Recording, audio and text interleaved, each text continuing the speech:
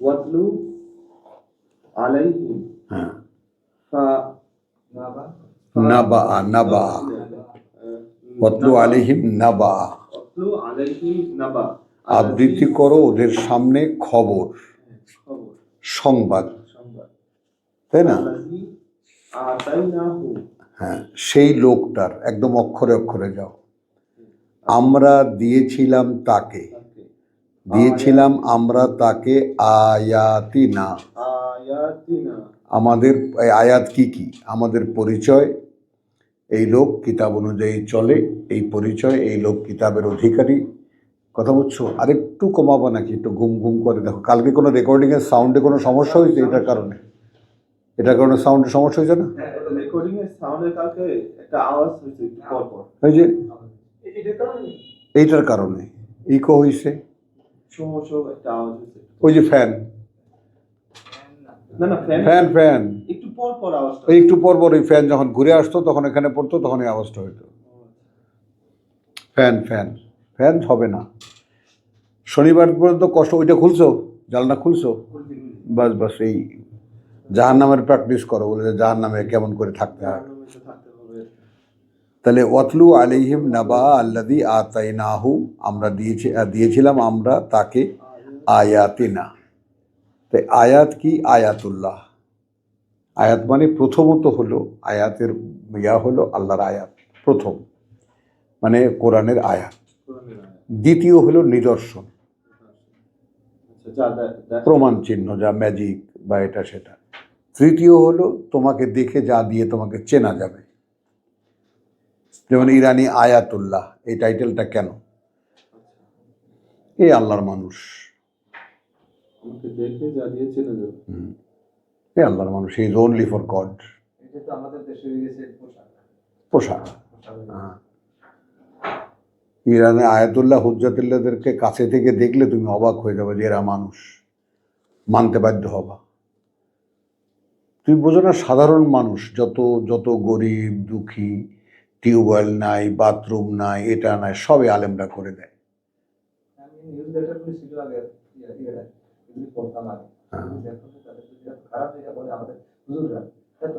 এইগুলো আমাদের দূর, কোথায় কি আর কোথায় কোথায় আগরতলা আর কোথায় চকিরতলা,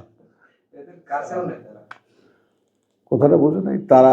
এখন শোনো, আয়াতুল্লাহ খোমেনি যখন ক্ষমতায় এলেন, তখন এই বিষয়টা সামনে আসলো যে এখন কি আর আয়াতুল্লাহদেরকে যে স্বাধীন করা হয়েছে, এখানে আয়াতুল্লাহদের প্রত্যেকের একটা করে রাজত্ব, তাদের প্রিন্টিং প্রেস, তাদের কলেজ, তাদের মাদ্রাসা, তাদের সমস্ত শিক্ষা প্রতিষ্ঠান সব। তুমি এক আয়াতুল্লাহ তুমি আখড়া যদি দেখো, বিশাল রাজপ্রাসাদ, মনে হবে দিল্লিতে আসছি। ওইখানে প্রেস, ওইখানে কলেজ, ওইখানে স্কুল, ওইখানে মাদ্রাসা, ওইখানে রিসার্চার, ওইখানে গবেষকরা গবেষণা করছে, প্রত্যেক আয়াতুল্লাহর আন্ডারে। তো এরকম 28 জন ছিল আয়াতুল্লাহ খোমেনির সময়।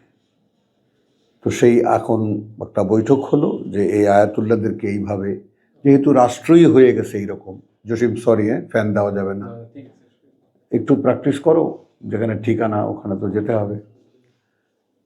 তো বুঝছো, তো উনি এটা সময় নিলেন, একটা বিস্ময়কর ব্যাপার, প্রায় 20-22 দিন উনি সময় নিলেন।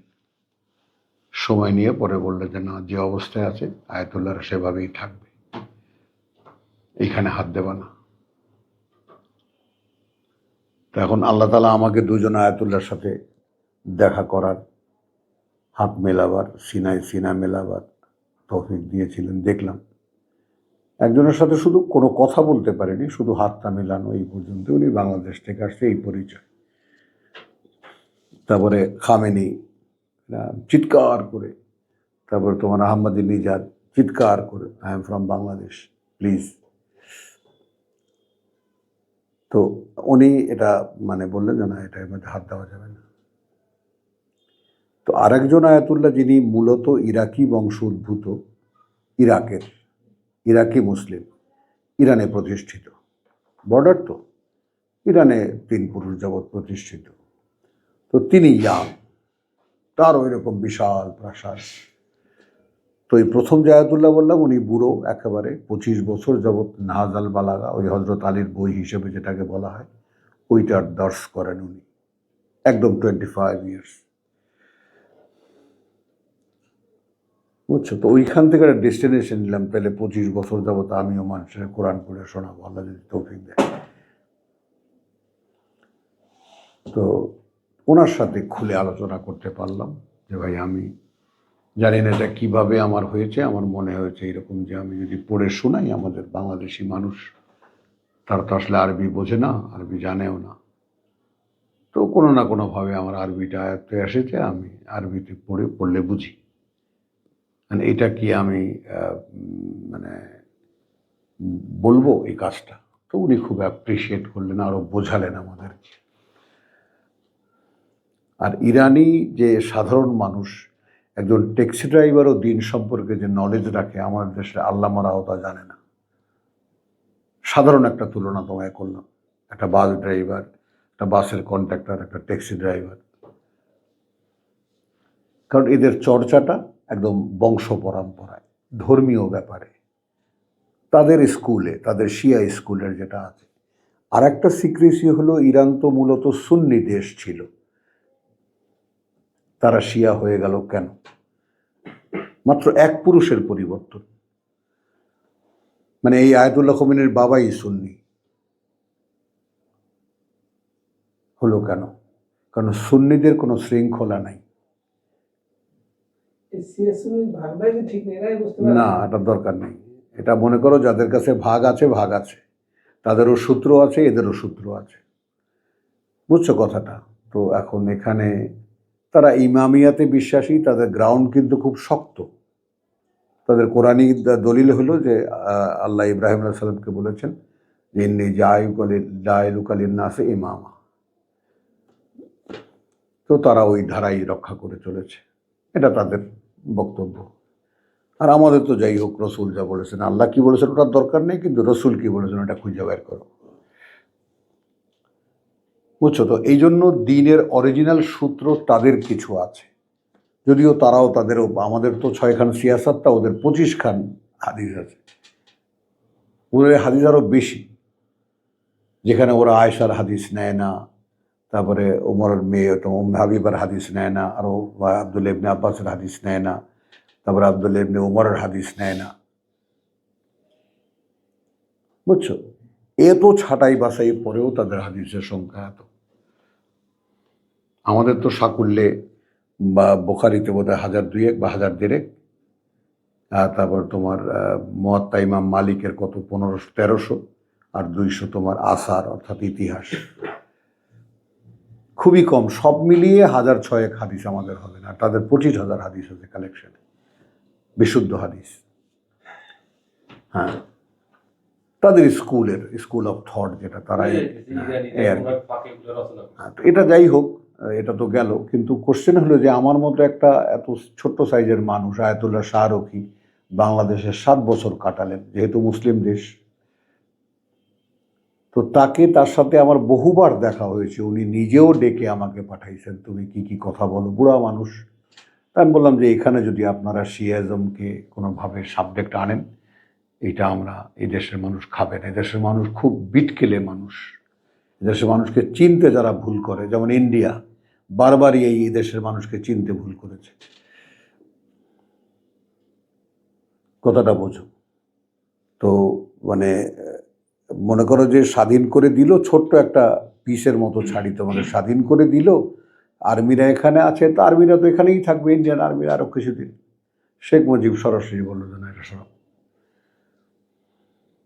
তো ওখানে অনেকেই এটা ধরে যে ইন্দিরা গান্ধীর পলিটিক্সের এটা একটা বড় একটা মার। তো ইন্দিরা গান্ধী বলেছে না, আমি কথা দিয়েছিলাম, সো আমি এটা কোনো করদরাজ্য বানাবো না, তাদের স্বাধীনতা হেল্প করবো, আমি করেছি, আই হ্যাভ ডান। বুঝছো? তো ওইটা একটু চালাতে। এখন এখানে আমাদের যে অবস্থাটা হয়ে গেল, আমাদের অবস্থা হয়ে গেল, তাদের যে মানে এত হাদিসের পরেও তাদের একটা কোরআনী চর্চা আছে খুব কঠিনভাবে। এবং মনে করো যে 2য় হিজরি সালের হাতের লেখা কোরআনও আমি দেখে আসছি। যে কোরআনী এক্সিবিশন আমাদের যে ওই যে ওয়ার্ল্ড আলেম সম্মেলন করলো, কপি কপি কপি মানে আংশিক কপি আর কি, কপি হ্যান্ড রাইটিং কপি। দ্বিতীয় হিজরিতে তো রাসূলের মানে কোরআন আসেনি পুরোপুরি। আরে বাবা কি বলে না বলে, আংশিক আসছে। ওসমানের আমলেই কমপ্লিট কোরআন 5টা কপি 7টা কপি হয়েছে। রাসূল যখন মদিনায় গেলেন, এটাই তো হিজরি সন না? হ্যাঁ, মদিনায় গিয়ে তো রাসূল 15 বছর ছিলেন না, 10 বছর ছিলেন। 10 বছর। দ্বিতীয় এরপরে আবু বকরের 28 মাস, ও তোমার গিয়া উমরের 12 বছর, এই 15 বছর ধরো। আর সেখানে ওসমানের আমলেই কোরআন কপি হয়েছে, বাকারে মুষ্টি বদ্ধ ছিল, কোরআন কপি হয়েছে না। না থাকা কোরআনগুলি আল্লাহ আমরা এখন পড়তে পারবো। হ্যাঁ হ্যাঁ পারবো না? হ্যাঁ ইনশাআল্লাহ, আলহামদুলিল্লাহ আমরা পারবো, বুঝতে পারবো যে এখানে কি লেখা আছে। বুঝছো? মানে যে ওই যেমন উর্দু ফার্সি কি জের জবর আছে, পড়ে কিভাবে মানুষ? মানে জানলেই হয়। হ্যাঁ এটাই তো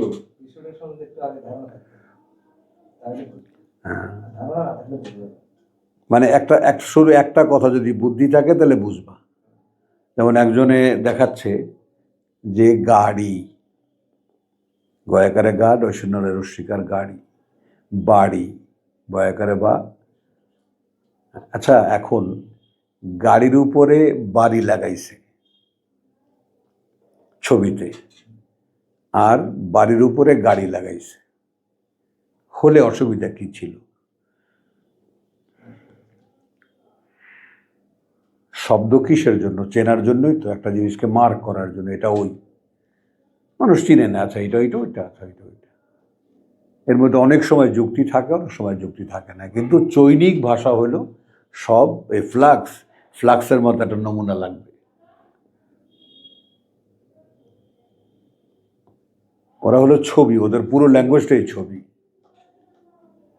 আচ্ছা, তো যেটা বলতেছিলাম সেটা হলো এখানে কিছু কিছু মিসিং হয়, যেটা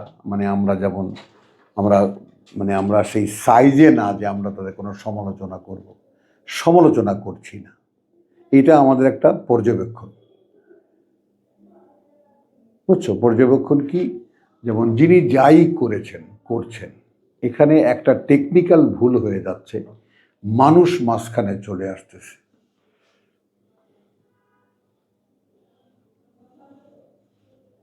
এই হলো সর্বনাশ। এখন যেখানে ওনারা বলছেন যে নিজাইলুক আলিন্নাস ইমামা, এই দলিলেরই বা কি তুমি খণ্ডাবা? আমি তোমাকে মানুষের অনুসরণীয় বানাবো। হ্যাঁ, তাহলে মানুষ অনুসরণীয়। তাহলে এখন রসুল পরবর্তীকালে অনুসরণীয় মানুষ কারা হবে? ওই এখন তাদের জন্য তারা এখন দেখো তারা করেছে কি, দুনিয়া ছাড়তে হবে, ছেড়ে দিলাম। কোনো ভোগ বিলাস, সেটা বাড়ি গাড়ির আয়োজন কিছুই আমাদের থাকবে না। খাওয়া দাওয়া ওই সেই একদম রসুলের মতো 2টো খেজুর, একটুখানি 1 ঢোক দুধ, ওইভাবে একদম কৃচ্ছতার চরম, সিন যেটাকে বলে একেবারে। তো এই একেবারে চারিপাশের রিপোর্টে মানুষের আশপাশের সব দিক থেকে যারা একদম মানে যে একদম আয়াতুল্লাহ, যেমন এই যে খামেনি অসুস্থ, তো তার ছেলেকে বোধহয় উত্তরাধিকার করা হচ্ছে, মানে ওই গদিতে ইমাম বানানো হচ্ছে। আয়াতুল্লাহ, সেও আয়াতুল্লাহ। এখন আয়াতুল্লাহ মনে করো 300-400 হুজ্জাতুল্লাহর ভোটে আয়াতুল্লাহ হয়। আর হুজ্জাতুল্লাহ এরা প্রমাণ, হুজ্জা, এরা ইসলামের প্রমাণ। আর আয়াতুল্লাহ একদম তো নিদর্শন, নমুনা। তো ওরা একটা ক্যাটাগরি করে নিয়েছে যে এই হলে এটা হবে, এই হলে এটা হবে। তো যে কারণে ওদের সমাজের ভিত্তিটা একেবারে সেই গ্রাসরুট লেভেল পর্যন্ত। ইমামদের সম্পর্ক মানুষের সাথে যারা আয় করে তাদের সঙ্গে সম্পর্ক শুধু টাকাটা দিয়ে আসে গিয়া। বেতন যা পায় 1/5 ইমামের, বলো ব্যবসা যা করে, যা আয় হয় 1/5, ওরা তো জাকাত দেয় না, খুমস। এই কারণে আয়াতুল্লাহদের সাম্রাজ্য এত রিচ।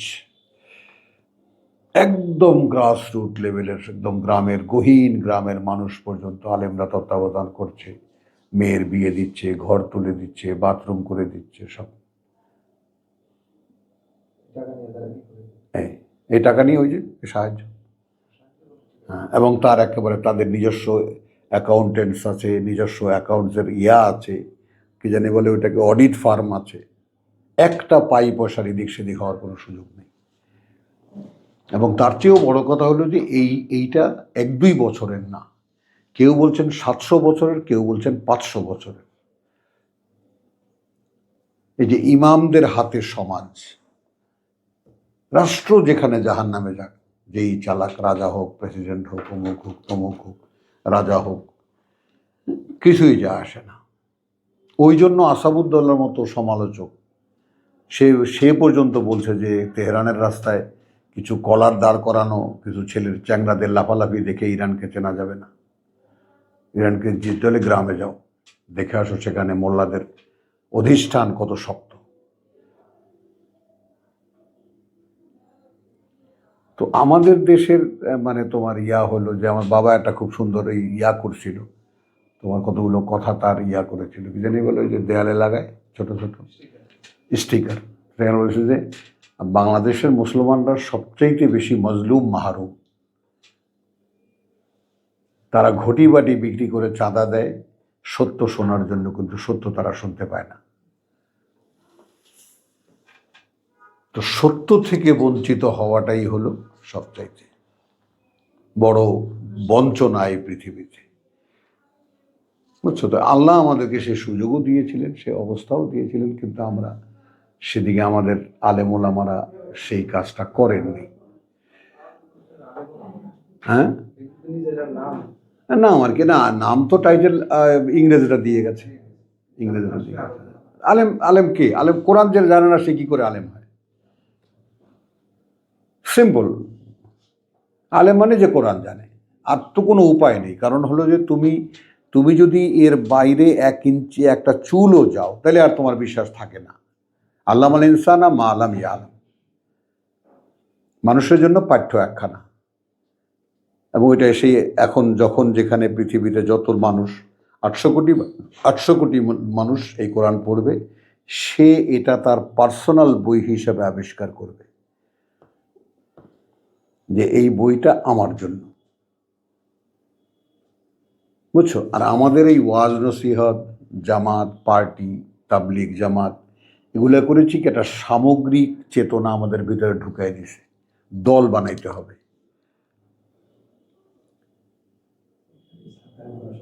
কথাটা বুঝছো? যে কারণে ব্যক্তি নিজেকে গড়ার না, শোনো এই কথাটা বোঝো আগে, ব্যক্তি নিজেকে গড়ার তাকিদ অনুভব করে না, বুঝছো? আমার হুজুর এই, বুঝো না, ওই যে কায়েস সাহেব হুজুরের পোলা 2 কোটি টাকার গাড়ি কিনছে, তো মুরিদরা বলতেছে আমাদের হুজুরের গাড়ির দামটা 2 কোটি টাকা। এটা তাদের অহংকার।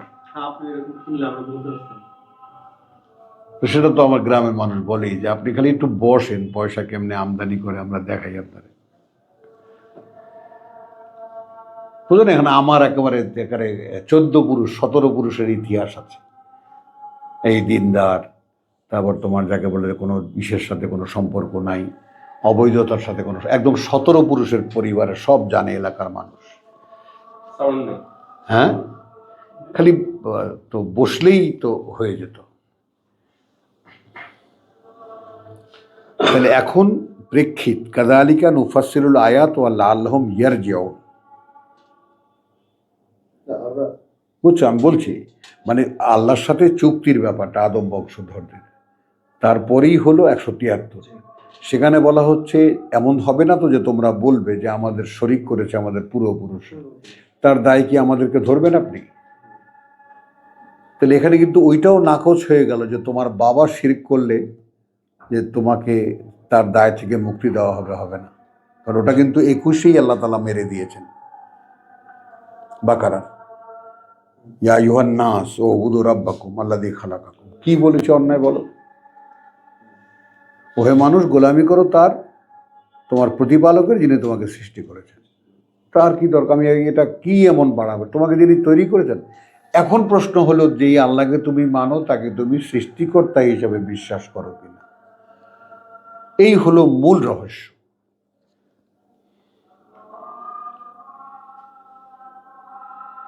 সৃষ্টিকর্তা হিসেবে তুমি আমিও যদি সামনে দাঁড়িয়ে বলি, তাহলে তুমিও আমিও চেতনার মধ্যে হাতাও, কোথাও এইটা তুমি তোমাকে একজন সৃষ্টি করেছেন এই ব্যাপারটা তোমার জানা, তোমার দেখা, তোমার বোঝা বের করতে পারবে না। ওইখানেই আমাদের ব্যর্থতা। মানে আমার এই পৃথিবীতে অবস্থানের ক্ষেত্রে যে কারণে আল্লাহ প্রথমেই এটা ইকরা বিসমি রাব্বিকা, যিনি দাঁড় করিয়ে রেখেছেন তোমাকে, পড়ো তার পরিচয়, তিনিই তোমাকে সৃষ্টি করেছেন। ব্যাপারটা কিন্তু উল্টো, আগে রব তারপর মানে তোমার খালেক। যেখানে সিরিয়ালি কি হবে, আগে খালেক হবে পরে রব হবে না। তারপরে যে মানুষটি, যে অস্তিত্বটি এখন দাঁড়িয়ে আছো, এই অবস্থায় দাঁড় করিয়ে রেখেছেন যিনি, তিনিই তোমাকে সৃষ্টি করেছেন। তো এইভাবে বিশ্বাসকে একেবারে নিজের অঙ্গে প্রত্যঙ্গে, মনে, মানুষের চেতনায়, শরীরে, মনে, মনোদৈহিকভাবে ধারণ করা। যেমন আপনি বললেন যে সৃষ্টিকর্তাকে সৃষ্টিকর্তা হিসেবে আমরা আসলে খুঁজে পাই কি না।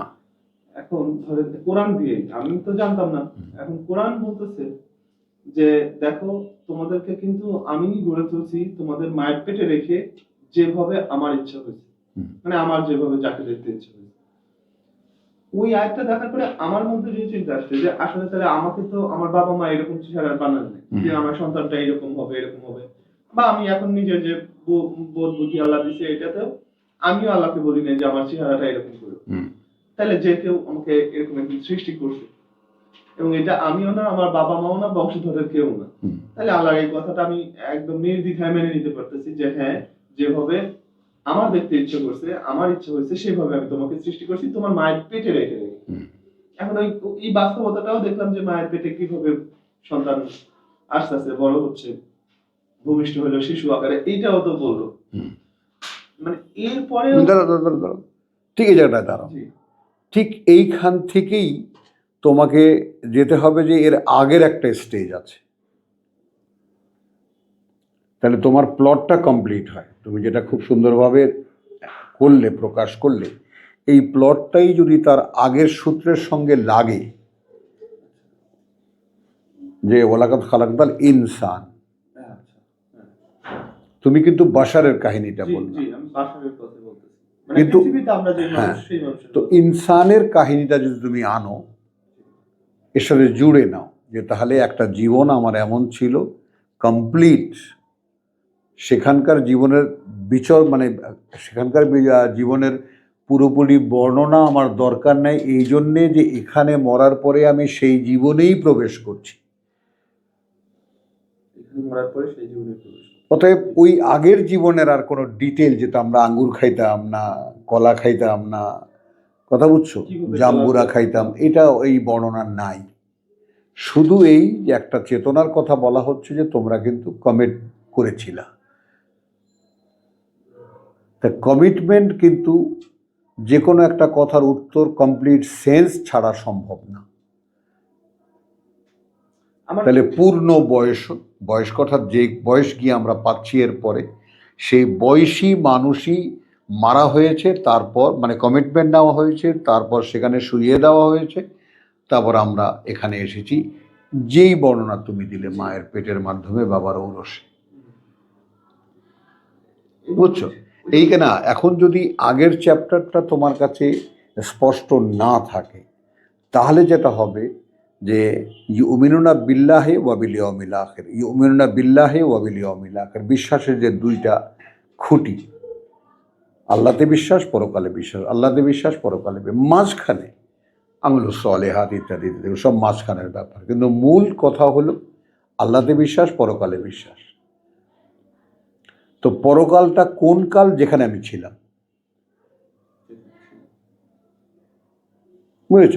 তাহলে এই গোটা এই সাইকেলটা যখন তোমার সামনে স্পষ্ট, যে যেখানে আমি ছিলাম সেখানে আমি আমার সৃষ্টিকর্তা প্রতিপালক সম্পর্কে একেবারে সুস্পষ্ট আমি জানতাম যে উনি আমার সৃষ্টিকর্তা।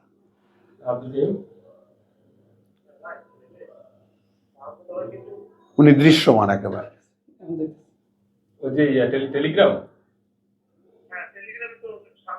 বুঝেছো কথাটা?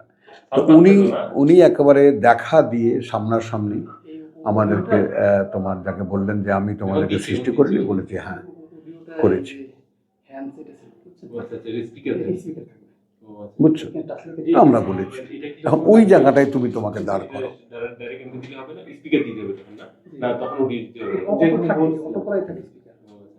দাঁড় করেছে তখন আমি কি বোধ নিয়ে, কি বাস্তবতার প্রেক্ষিতে আমি এটা বলছিলাম, বলতে পারি কি না, বলতে আমি পারি কি না। হ্যাঁ, না না না, তখন তখন ওই প্রেক্ষিতে আমি বলতে পারি কি না। তাহলে আমি তখন কোন বয়সে ছিলাম, কতটুকু বয়স ছিল আমার? কমপ্লিট সেন্স ছাড়া একজন সৃষ্টিকর্তা, একজন প্রতিপালকের কথা যে আমি এই যে তুমি তোমাকে দেখতে পাচ্ছ, আমি তোমাকে বানাইনি, হ্যাঁ তুমি বানিয়েছো। খেয়াল করো তাহলে এরপরে যে টোটাল প্ল্যানটা, যে যেহেতু জিন এবং ফেরেশতা উভয়ই আপত্তি করেছে, তোমাকে একটা পরীক্ষা দিতে হচ্ছে। তো পরীক্ষার জন্য এখন তোমাকে আমি একটা নতুন অ্যারেঞ্জমেন্ট করেছি, একটা জায়গা তোমাকে যেতে হবে। সেই জন্য আমি তোমার এই পূর্ণতাকে শূন্য করার জন্য একটা জন্ম প্রক্রিয়ার মাধ্যমে ঢোকাচ্ছি। এই কথাটা একটু রিপিট করো তো, পূর্ণতাকে শূন্য করে দিয়ে একটা জন্ম প্রক্রিয়ার মাধ্যমে একটা পুতুল পাঠাচ্ছি আমি, যেইটা আমার নির্দেশনার উপরে মুখাপেক্ষী।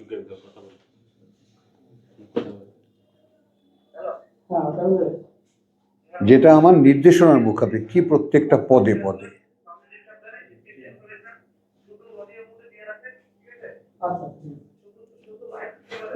বুঝেছ কথা? মানে ব্যাপারটাকে সহজ করে নিলেই সহজ।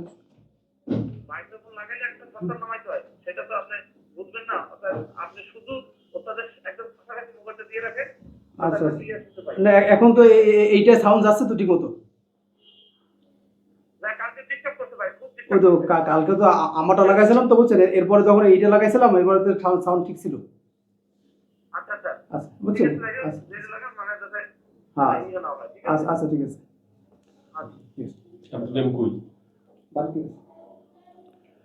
বুঝেছ? হ্যাঁ, তাহলে এখন তাহলে তোমার কি হলো? তোমার একটা চিন্তার খোরাক হলো তোমার নিজ সম্পর্কে, যেটা কোরআন আগে তোমাকে এর উপরে দাঁড়াতে বলে যে তুমি তোমার মূল পরিচয়ে দাঁড়াও। তুমি কে, কি উদ্দেশ্য তোমাকে সৃষ্টি করা, সেখানে কি বিতর্ক সৃষ্টি হয়েছিল, কেন সৃষ্টি হয়েছিল। তো তখন আমি একটা বিতর্কিত ফিগার। বুঝো? এখন বাস্তবতা কি? বাস্তবতা হলো বস্তু জগতে তার খেলাফত করতে হবে।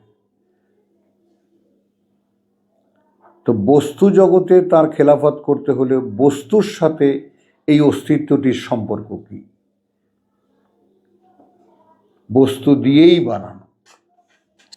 একটা মশা যেরকম যে উপাদান দিয়ে বানানো, তুমি আমিও সেই উপাদান দিয়ে বানানো। তো সেখানে কি করেছেন আল্লাহ? যে একদম আহসানি তাকওয়িম, সৃষ্টির সমস্ত শ্রেষ্ঠ সমন্বয় দিয়ে আমাদেরকে তৈরি করেছে। যে আমাদের মধ্যে এই আর্থ ক্রাস্ট বা ভূমিতে বা পৃথিবীতে যা কিছু আছে, আমাদের মানব দেহে তা সব আছে। যেন প্রত্যেকটা ধাতু, গ্যাস, অমুক তমুক, এটা সেটা যা কিছু উপাদান আছে এই পৃথিবীতে, আগুন, পানি, সব আমাদের শরীরে আছে। বুঝেছ? এরপরে যে পশু জগৎ তৈরি করেছেন, পশু জগৎ কিন্তু মূলত আমাদের পরিবেশকে পরিচ্ছন্ন রাখার জন্য, এরা খাদেম।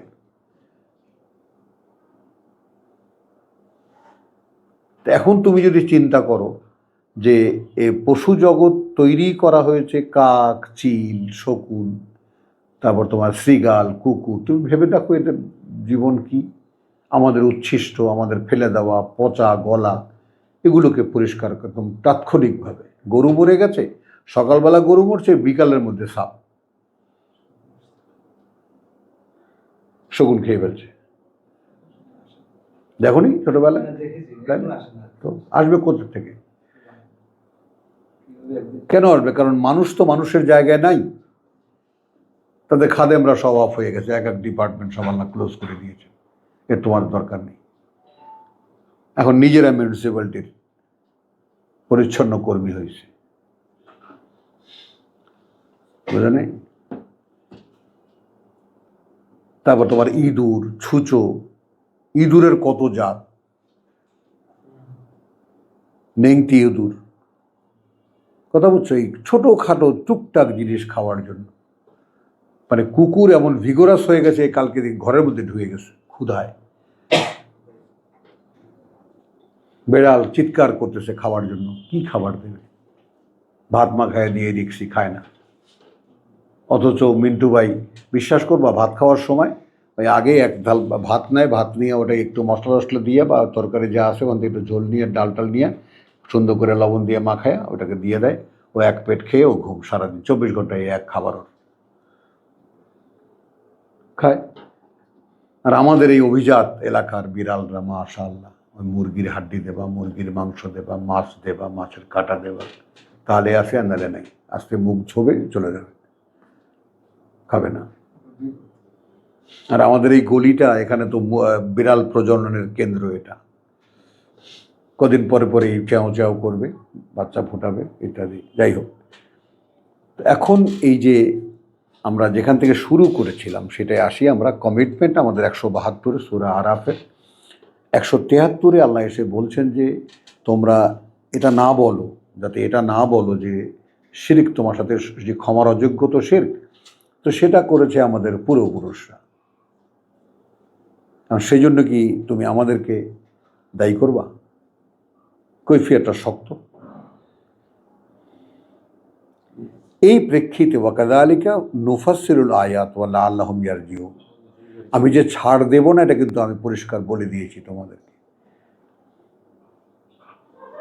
এখন খেয়াল করো, তুমি যদি পিতা হও, বিশ্বাসী পিতা হও, তাহলে তুমি সবার আগে তোমার সন্তানদেরকে, তোমার স্ত্রীদেরকে জানান দেবা যে কেউ কিন্তু কারো উদ্ধার বা মুক্তির উপায় হবে না। এবং রসুলের কি কঠিন হাদিস আছে, আয়েশাকে ডেকে বলতেছে, ফাতেমাকে ডেকে বলতেছে, আমি কিন্তু তোমার মুক্তির কারণ হব না, আমি কিন্তু পারবো না তোমাকে কিয়ামতের দিন কিছু করতে। হুজুররা চিৎকার করে বলেও এটা, বোঝো তো? তাহলে এখন এইখানে আসো একটা উদাহরণ, ওয়াতলু আলাইহিম নাবা আল্লাযী আতাইনাহু আয়াতিনা। এখন তুমি এখানে নিজেকে দাঁড় করাও, দাঁড় করিয়ে ভাবো যে আল্লাহ কি আমাকে আয়াত দিয়েছেন। একটা হলো আল্লাযীনা আতাইনাহুমুল কিতাব, আর একটা হলো আতাইনাহুম আয়াতিনা কাযযাবু বিআয়াতিনা। তাহলে হ্যাঁ, এখানে কি লা ইউকাল্লিফুল্লাহু নাফসান ইল্লা উসআহা, তিনি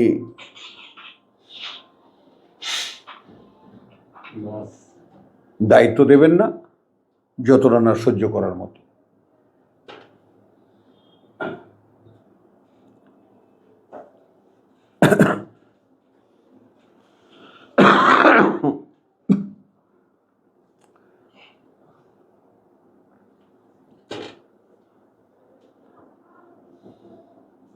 এই জান্নাতের এখান থেকে সমস্যা মিউট করে দেন না? ও ওনাদের নিজেদেরকে ইয়ে করবে, ওনাদেরকে নিয়ে মিউট করতে হয় না?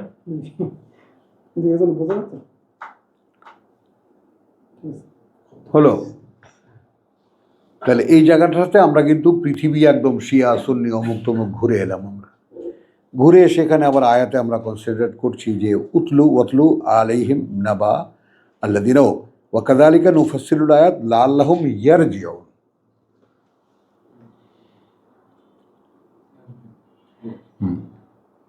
তাহলে আয়াতগুলো ডিটেইল করা হয়েছে যেন ফিরে আসে।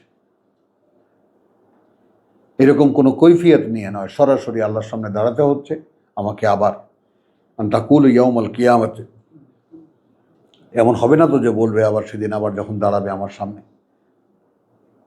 যে ইন্না কুন্না আন হাযা গাফিলিন, আমরা তো এই ব্যাপারে জানতামই না। হ্যাঁ বাণীয় বার্তা হ্যাঁ হ্যাঁ একই।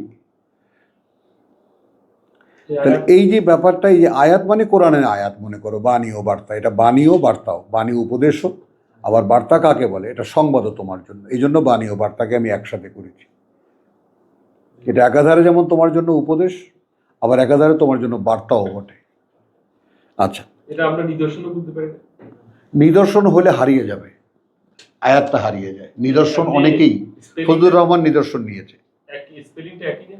একই স্পেলিং, কিন্তু হ্যাঁ স্পেলিং তো একই, এবং একই। যেমন ওরা আমাদের এই রসুল কোনো আয়াত দেখায় না কেন, ওটা আবার অলৌকিক নিদর্শন হয়ে গেল, ওটা আবার কোরআনে আয়াত হবে না।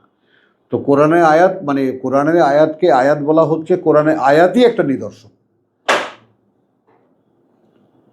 এটা বোঝো। মানে একটা অলৌকিক একটা সূর্য একটা নিদর্শন, কোরআনে একটা আয়াতও সেরকম নিদর্শন। আচ্ছা, তাহলে এখন ওয়াতলু আলাইহিম নাবা আল্লাযী আতাইনাহু আয়াতিনা ফানসালাখা মিনহা। এই তাহলে এই দ্বিতীয় সেকশনে আসো। প্রথম হলো যে পড়ে শোনাও বা আবৃত্তি করো তাদের সামনে আমাদের বাণী ও বার্তা, যাতে খবর থাকবে নাবা সেই লোকটার যাকে আমরা আয়াত দিয়েছিলাম। তো আয়াতের উপরে আয়াত দিয়েছিলাম মানে আয়াত বলতে পারতো, আয়াত বুঝতে পারতো, আয়াতের পরিচয় দিতে পারতো, মানুষের সমাজে আয়াতুল্লাহ হিসাবে সে পরিচিত ছিল। কিন্তু সেই অবস্থান থেকে সে সরে গেল।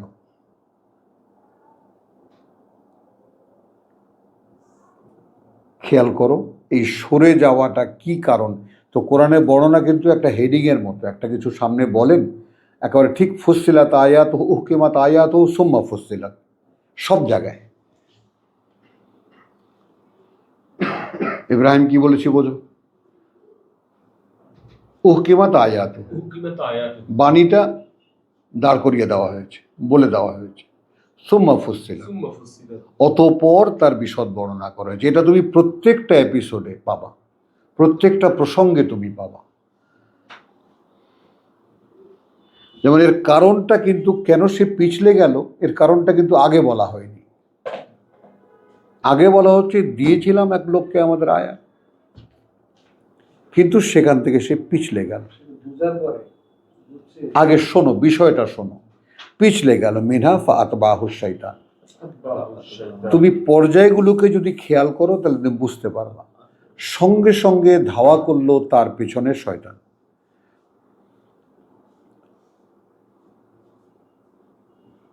এখন তুমি সূরা হজের 52কে সামনে আনো। যতক্ষণ পর্যন্ত আল্লাহর আয়াতের সঙ্গে তোমার সম্পর্ক, অতক্ষণ পর্যন্ত তুমি মানে শয়তান থেকে নিরাপদ।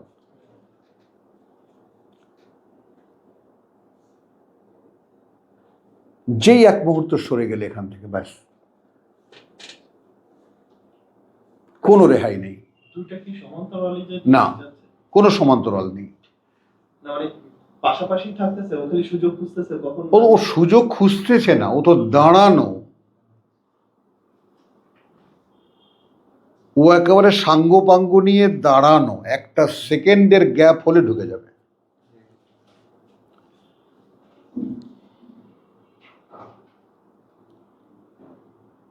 বুঝছো? মানে ওখানে কি কারণটা কি, ওখানে সূরা হজে কি দেখেছি যে পাঠাইনি আমরা তোমাকে ওমা বা তোমা আরসালনা মিন কাবলিকা মিন নাবিয়্যিন ওয়ালা মিন রাসূলিন ওয়ালা নাবিয়্যিন ইল্লা, যার ক্ষেত্রে এটা হয়নি। ইযা তামান্না, যখন সে নিজে কিছু বলতে ইচ্ছে করেছে, নিজে কোনো বাসনা পোষণ করেছে। তো আমাদের কামনা বাসনা তো অহরহ আমাদের মনে জাগতেই থাকে। এখন এই জায়গাগুলো একটু খেয়াল করো। কামনা বাসনা প্রতিনিয়ত ওয়ান্না আলামু ওয়ালাকাদ খালাকনাল ইনসান ওয়ান্না আলামু মা তুওয়াসবিসু বিহি নাফসুহু। তো আমার নফস আমাকে অহরহ একটার পর একটা ডিমান্ড দিতেই থাকে। গেল, এ হলো আমার নফস। এখন আমাকে ও নাহা নফসা আনিল হাওয়া, পৃথিবীর জীবনে আমাকে যদি রক্ষা করতে হয় নিজেকে, তাহলে নফস আমাকে যা যখন বলবে আমি বলবো না। তাহলে আমার উপায়টা কি? না বলে আমি যাব কোথায়? আল্লাহ যা বলেছে।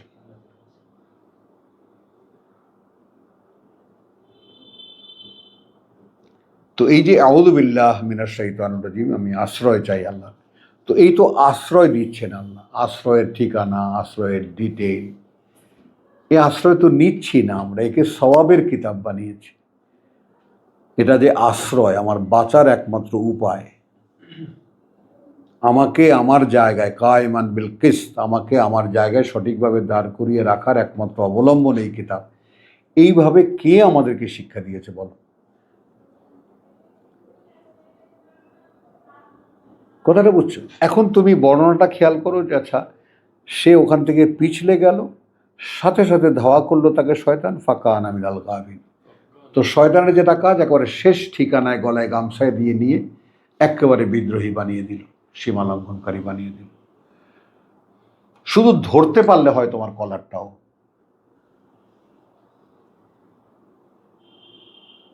এক টানে নিয়ে যাবে তোমাকে, একেবারে শেষ ঠিকানায় নিয়ে যাবে। এবং সৌরভ, সবচেয়ে বড় কথা হলো প্রসঙ্গটা তুলেছ, প্রসঙ্গটা যতটুকু আমাদের পক্ষে সম্ভব আমরা এটা আলোচনা করেছি। তো এটা হলো যে এই ব্যাপারে কে সচেতন, যে একটু যদি ফাঁক দিই আমি, আমার রেহাই নেই। তার কারণ এমন না যে আমি এক মুহূর্ত ভুল করেছি, ওই মুহূর্তটা আমার ড্রপ আউট হবে, তা তো হচ্ছে না। কারণ এই ভুলের মুহূর্তে ঢুকে যাচ্ছে এক মহাশক্তি আমার ভিতরে, এবং সে আমাকে দিয়ে একটা এমন অপকর্ম শেষ পর্যন্ত করাবে যেটা আমার কিয়ামতে হিসাব হবে। ঢোকার সুযোগটাই সে পরে নিচ্ছে, হ্যাঁ, মানে প্রতিরোধ করা যাচ্ছে না। না, কিন্তু নবী রাসূলরা আমি আগেই প্রতিরোধ করতে পারতাম। পারতাম। আচ্ছা দেখো এখন এখানে কি হলো, তাহলে ওখানে কি ওয়ালাকাদ খালাকনাল ইনসান ওয়া না'লামু মা তুওয়াসওয়িসু বিহি নাফসুহু, মনে আছে? 50-16 মনে আছে? এবার কি হলো, তাহলে এখানে শুধু পেলাম সে আয়াত থেকে সরে গেল, সঙ্গে সঙ্গে ধাওয়া করলো তার পেছনের শয়তান এবং তাকে বানিয়ে দিল একেবারে গাবিন, বিভ্রান্তদের মধ্যে। ওয়ালাউ শি'না, এই আল্লাহর কথার পর্যায়গুলো সবসময় একটু খেয়াল রাখবা, কখন তিনি কি বলছেন আসলে, বা এমন কি যদি আমরা ইচ্ছে করতাম, লারাফানাহু বিহা। তো এইটা যদি তিনি বলেন যে যদি আমরা ইচ্ছা করতাম, ইচ্ছাটা করলেন না কেন? প্রশ্ন থেকে গেল। আয়াত দিয়েছিলাম, কিন্তু সে সেখান থেকে পিছলে গেল, সঙ্গে সঙ্গে ধাওয়া করলো শয়তান, একেবারে বানিয়ে দিল দেয়ালের ওপারের মানুষ। যদি আমরা ইচ্ছা করতাম, লারাফানাহু বিহা, লারাফানা হু, তাহলে একদম অনেক উপরে তুলতাম আমরা তাকে, বিহা তা দিয়ে, মানে আয়াত দিয়ে। তোমার স্বপ্ন ধরে না, আমার তো স্বপ্ন ধরে।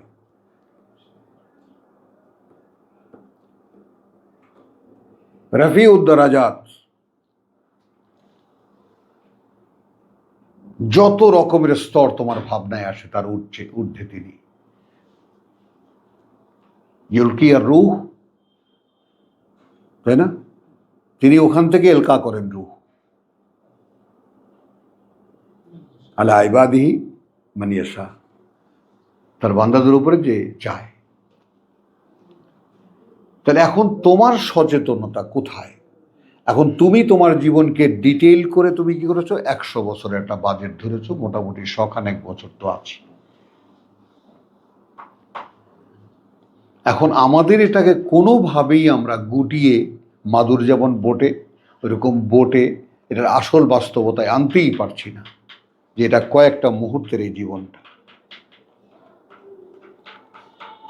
তাহলে কিন্তু জীবনটা এমন হয় যে একটা মুহূর্ত আমি মনে করো একটা মানে আওয়ার ধরি বা একটা প্রহর ধরি, একটা প্রহরের সূচনা থেকে একটা প্রহর কাটালাম, সকাল থেকে দ্বিপ্রহর পর্যন্ত হলো, আমি আলহামদুলিল্লাহ এখন আমি বেঁচে আছি। দ্বিপ্রহর থেকে তৃতীয় প্রহর ছাড়িয়ে সন্ধ্যা হলো, আলহামদুলিল্লাহ এখন আমি বেঁচে আছি। রাত্রি তার প্রথম প্রহরে প্রবেশ করলো, দ্বিপ্রহরে গেল, আলহামদুলিল্লাহ আমি এখনো বেঁচে আছি। দ্বিপ্রহর থেকে আবার নতুন একটা জীবন শুরু হলো, আলহামদুলিল্লাহ আমি এখনো বেঁচে আছি। তো তোমার প্রত্যেকটা মুহূর্ত কাউন্ট করার কথা, সেখানে দিন তো নয়, মাস তো নয়, বছরও কাউন্টে আসে না। তো ওয়ালাকিন্নাহু আখলাদা ইলাল আরদ।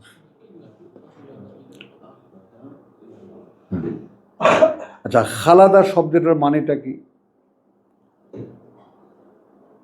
স্থায়ী হওয়া না? খালেদুন, সে পৃথিবীতে বিখ্যাত হতে চাইল, খ্যাতিমান হতে চাইল, অমর হয়ে থাকতে চাইল। শশীনা বিশ্বাস, মরহুম বিশ্বাস, দাদা পীর, তাই না? অলিউল্লাহ দেহলভী রহমাউল্লাহ চর্চা করে তার পদস্থানরা, তার অধস্থান হাজার বছর আগে চলে গেছেন, চর্চা চলছে। 11 শতাব্দীর মানুষ, আজকে আমরা 21 শতকে আছি। 10,000 বছর, 1000 বছর যাবৎ চর্চা চলছে। এই বাসনা আলেমদের পায়।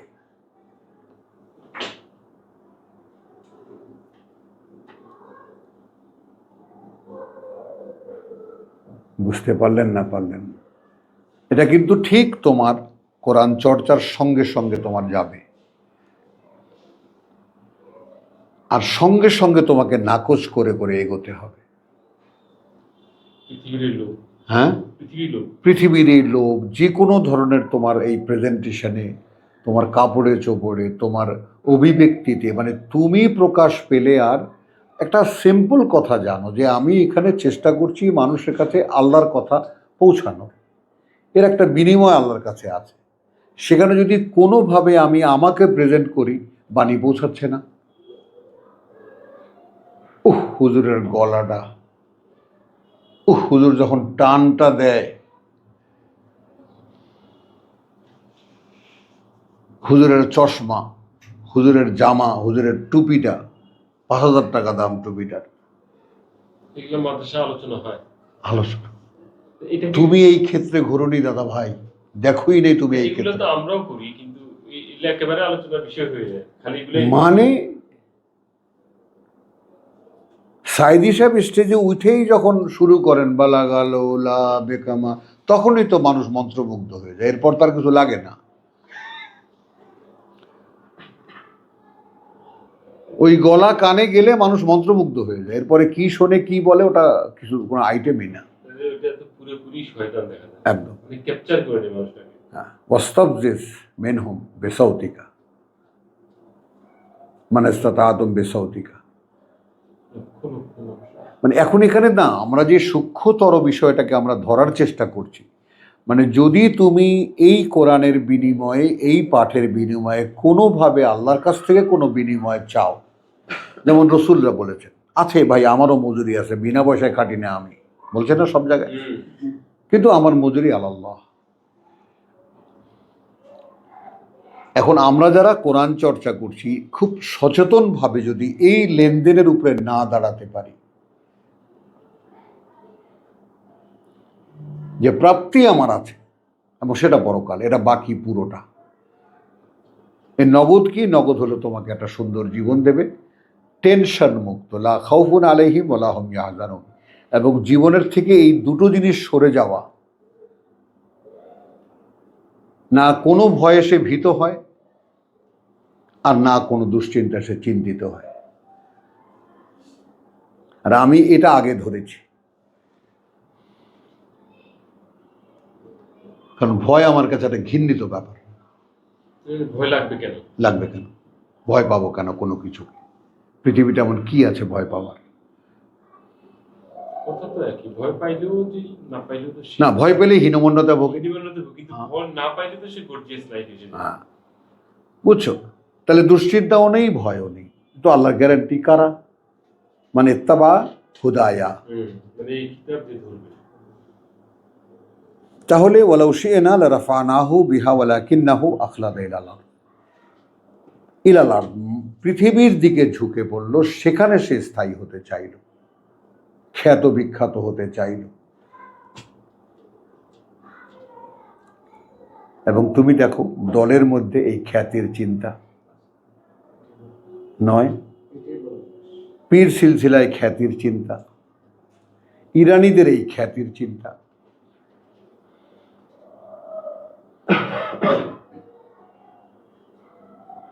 মানে ব্যক্তিকে গ্লোরিফাই করা। আল্লাহ পাওয়ার জিনিসটা, হ্যাঁ, আল্লাহ পাওয়ার জিনিসটা মানুষের মধ্যে। মানুষের মধ্যে। এখন ওই আখলাদে আরদে ব্যাপারটা পরিষ্কার হলো। ওয়াত্তাবা হাওয়াহু, তো যেই তুমি তোমাকে গ্লোরিফাই করতে যাবা, তুমি তোমার খ্যাতি হতে যাবা, তখন তোমাকে দেওয়া আল্লাহর যে অ্যাবিলিটিগুলো তাকে তুমি ব্যবহার করবে। যদি সুন্দর কণ্ঠস্বর থাকে এটাকে ব্যবহার করবা, সুন্দর চেহারা থাকে সেটাকে ব্যবহার করবা। কারণ যেহেতু আয়াত দিয়ে তোমাকে খ্যাতিতে নিয়ে যাওয়া, শুধু আয়াত কিন্তু সাবজেক্ট থাকছে না, আমার টোটাল অ্যাবিলিটি চলে আসে। কোনোভাবে যদি এটা টাচ পায়, কথা বুঝছো, সে তখন কি তুমি হাওয়া হো, ওইটা ক্রমান্বয়ে তোমার বেড়ে আয়াত ডাউন হয়ে যাবে।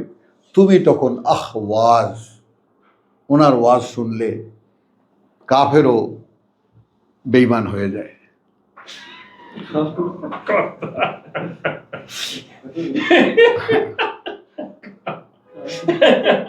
বুঝছো? এখন দেখো কতটা ঘৃণিত তুলনা, ফা মাসালুহু কামাসালিল কাল। মানে তুমি পতনের ধারাবাহিকতাটা একটু খেয়াল করো, পতনের স্কেলটা, স্টেজেসটা খেয়াল করো। প্রথমে কি হলো, সে ওখান থেকে সরে গেল, ধরল তাকে শয়তান। পরে কি পাওয়া গেল? আল্লাহর ইচ্ছাটা পাওয়া গেল যে এমন কোয়ালিটি ছিল আমরা তাকে আরো অনেক উপরে উঠাতে পারতাম, যেহেতু আল্লাহ দিয়েছেন আয়াত। কোনোভাবে যদি তুমি টের পাও যে আল্লাহ আমাকে আয়াত বুঝতে দিয়েছেন, যেমন জসিম মাঝে মাঝে বলে আর আমার বুক ঢিপ ঢিপ করে,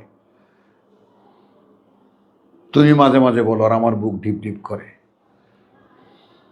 যে কিছুতেই যেন আল্লাহ এই পাপ থেকে তোমাকে মুক্ত রাখেন, যে আমি তো আল্লাহ দিয়েছেন বলে পারি।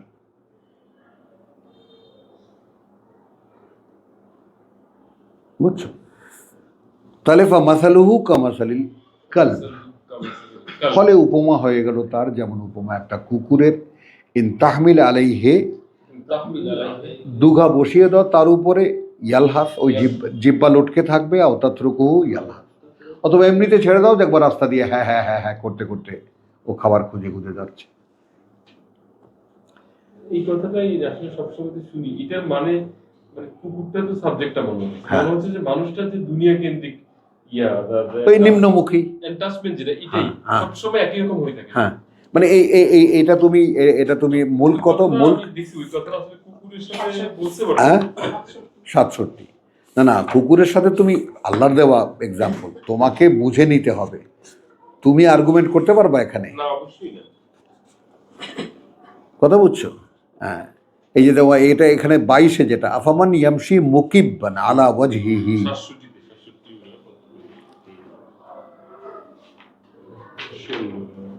67-এর 22। বাবা, সুন্দর রেফারেন্স। বলো কি 67 নাই? 1045 নাম্বার পেজ দেখেন, 104 পাতা উল্টাও, সূরা 1045 খুঁজেন, দেখেন এটা আছে। সূরা মুলক উল্টা পাল্টা আছে, আছে তো বটে। মুল্ক পাইছি, মুল্কে 15 আছে।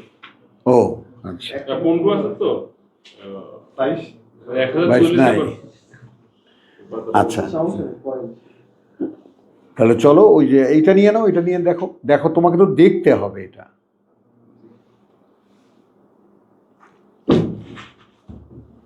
তো আফামান ইয়ামশি মুকিব্বান আলা ওয়াজহিহি আহদা, এই কামাসালিল কালব, কথা বুঝছো?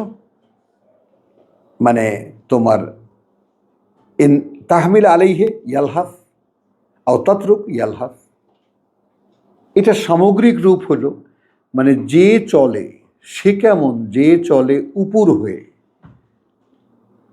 বিপরীত দিকে ফিরে। উপর হয়ে মুকিব্বান, আমি দেখাচ্ছি এখানেই আসো, মুকিব্বান উপর হওয়া, আলা ওয়াজহিহি, কথা বুঝছো? তার মুখমণ্ডলের ক্ষেত্রে, মুখমণ্ডলের উপরে,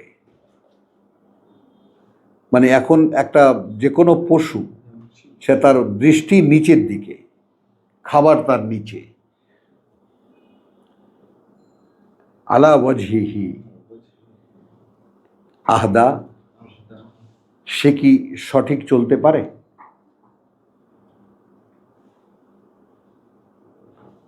এটা রাখো প্রশ্ন। আম্মান ইয়ামশি সাউইয়ান, আম্মান ইয়ামশি সাউইয়া, নাকি সে যে চলে সোজা মুখে, আলা সিরাতিম মুস্তাকিম, একদম নিশ্চিত স্থির পথ। এখানে তুমি আল্লাহর পথকে না এনে এখানে শুধু পথের কোয়ালিটি নাও, মানে একটা লোক উপর হয়ে চলছে, একটা জন্তু, সে সামনে তো দেখতে পায় না, আর যে একদম সোজা একদম দূরে ঠিকানা তার, ওইখানে যাব,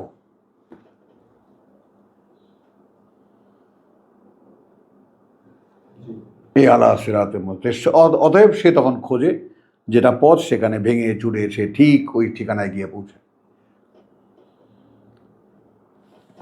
তো এইটা এখানে যালিকা মাসালুল কওম, যালিকা মাসালুল কওম, ওইটা উপমা সেই জাতিরও, আল্লাযীনা কাযযাবু বিআয়াতিনা। আল্লাযীনা কাযযাবু বিআয়াতিনা।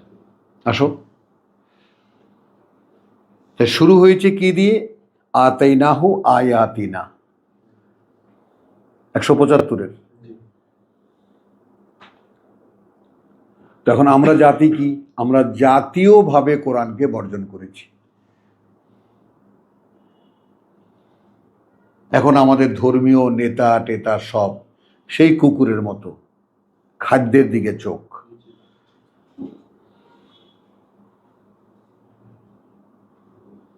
দেখো, একেবারে পীর বলো, আলেম বলো, আল্লামা বলো, সব খাবার দেখলে জ্ঞান থাকে না, হ্যাঁ, বেহুশ হয়ে যায়। তো ফাকসুস আল কাসাস, ফাকসুস আল কাসাস, এই খুলে বলো এই ঘটনাটা, এই ঘটনাটা খুলে বলো, লাআল্লাহুম ইয়াতাফাক্কারুন, লাআল্লাহুম ইয়াতাফাক্কারুন, যেন তারা এই ব্যাপারে রীতিমতো চিন্তা ভাবনা করে। বুঝছো কথাটা? সাআ মাসালা মাসালা আল কওম, আল কওম, নিকৃষ্ট উপমা সেই জাতির, আল্লাযীনা কাযযাবু বিআয়াতিনা, আবার কাযযাবু বিআয়াতিনা, যারা অকার্যকর মনে করে আমার আয়াত, ওয়া আনফুসাহুম, এবং তাদের নিজেদেরকে, কানু ইয়াজলিমুন, কথা বুঝছো? ওয়া আনফুসাহুম কানু ইয়াজলিমুন, এবং তাদের নিজেদের ক্ষেত্রে কি হয়? তারা হয় চরম সর্বনাশ, নিজেদের সর্বনাশ নিজেরাই করে। কারণ মান ইয়াহদি আল্লাহ, মান ইয়াহদি আল্লাহ, যাকে পরিচালিত করে আল্লাহ, ফাহুয়া আল মুহতাদ, ওয়া হুয়া আল মুহতাদ, কেবল সে পরিচালিত, তার পরিচালনায় সঠিক পথের পথিক বলো, আর যেভাবেই বল। ওয়ামান ইউদলিল, ওমান ইউদলিল, আর যাকে তিনি ভ্রষ্ট করেন, ফা উলাইকা হুমুল খাসিরুন, উলাইকা হুমুল খাসিরুন, তাহলে ওই রকম যারা, ওরাই সব সব সব হারিয়ে সর্বহারা। তো আলহামদুলিল্লাহ, আমরা একটা অদ্ভুত প্রসঙ্গ, তাই না, সূরা আরাফের 172 থেকে শুরু হলো, মানে কথাটা 175 থেকে শুরু। আমরা অনেক কিছুই এখানে আলোচনা করলাম, বুঝতে চেষ্টা করলাম। ওয়া মা আলাইনা ইল্লাল বালাগ ওয়া মা তৌফিকি ইল্লা বিল্লাহ।